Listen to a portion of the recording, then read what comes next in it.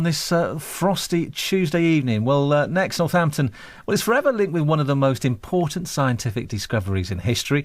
In 1953, the DNA molecule was cracked by Francis Crick, who was born and educated in Northampton, and his American partner, James Watson. But it was another Northampton man who laid much of the groundwork for that discovery, and he is largely unknown. His name is James Michael Creeth, and his own work was done 70 years ago. Well, Creeth's life is being celebrated by scientists just up the road at the University of Nottingham, where he worked and leading the celebrations is Professor of Biochemistry, Steve Harding. I spoke to him just before we came on air. He is a man who was born in Northampton in 1924 and was educated in Northampton at the old Northampton Town and County Grammar School, which I think is now the Northampton School for Boys.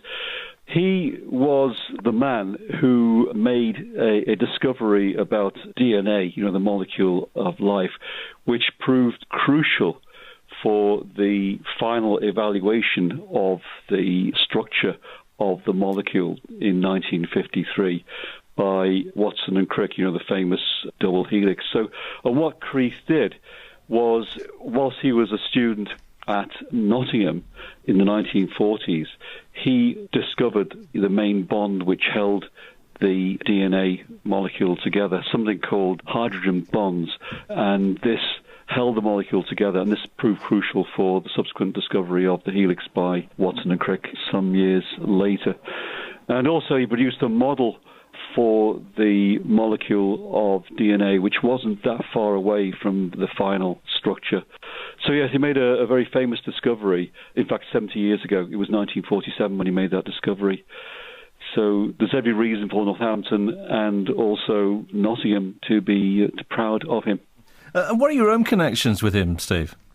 Well, I had the pleasure of working with him in the 1980s when he was at the University of Bristol. And it was then, of course, that I found out what he'd been doing earlier. And so it's quite ironic that many years later, I ended up at the University of Nottingham as a scientist here myself. So I'm just wondering here, do you think his achievements in terms of paving the way to cracking the DNA model have been widely acknowledged by the public? No, not really. And that possibly is due to the great modesty of the man.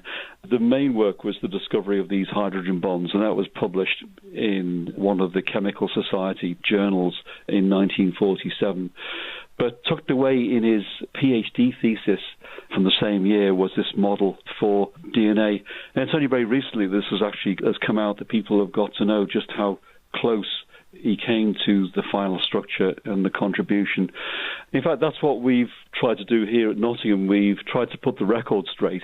And so we had a big scientific meeting of the Royal Society of Chemistry and the Biochemical Society to celebrate the 70th anniversary of the discovery by Mike Creeth and his colleagues, his two supervisors, Jordan and Gulland.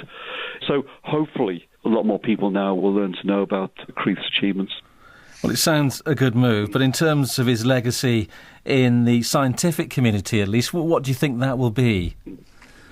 Well, of course, he played a major role in the discovery of the structure of DNA. And DNA, if you like, is the molecule of life which contains the genetic code.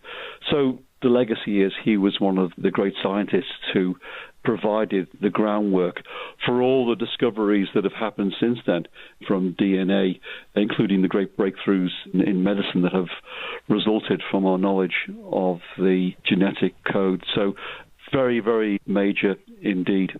Steve Harding there, Professor of Biochemistry at the University of Nottingham, on the life and work of James Michael Creeth.